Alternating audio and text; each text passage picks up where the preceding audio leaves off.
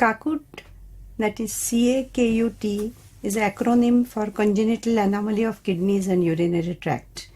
It is one of the commonest cause of end-stage renal disease, not only in children but even young adults, which starts before the birth of the child. It's very important to know what are the different congenital anomalies which are commonly found.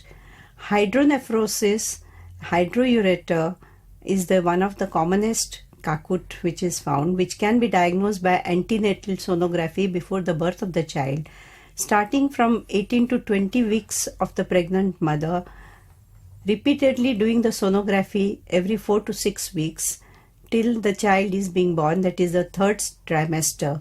You can observe by the sonography without causing any damage to the child, and find out whether this dilatation of the AP diameter of pelvis is increasing or resolving.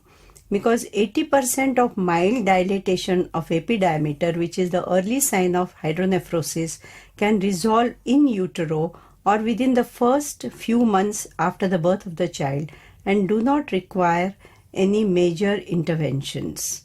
So, proper follow-up during the pregnancy itself is like a treatment for the child. But the most important thing, if both the kidneys are affected and the dilatation of the pelvis of the kidney is more than 10 millimeter, such children, when they are born, within 24 hours, a sonography should be done. And if the dilatation is of a high degree, that is more than 15 millimeter, they should be subjected to MCU, because obstructive uropathy or posterior urethral valve, which is a very severe type of a disease, can be detected at birth, surgically treated, and follow up to minimize the damage to the kidney, which can start at the birth.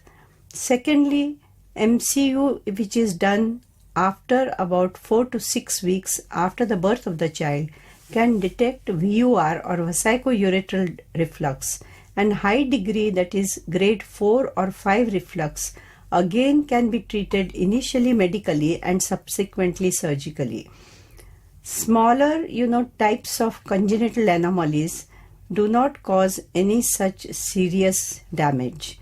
However, if the kidneys are dysplastic, that means not developed at all at any stage, now these children run the risk of downward GFR, and they should be followed by estimation of GFR till you find whether they are stable or whether they are again going into what is known as stage 4 or 5 GFR.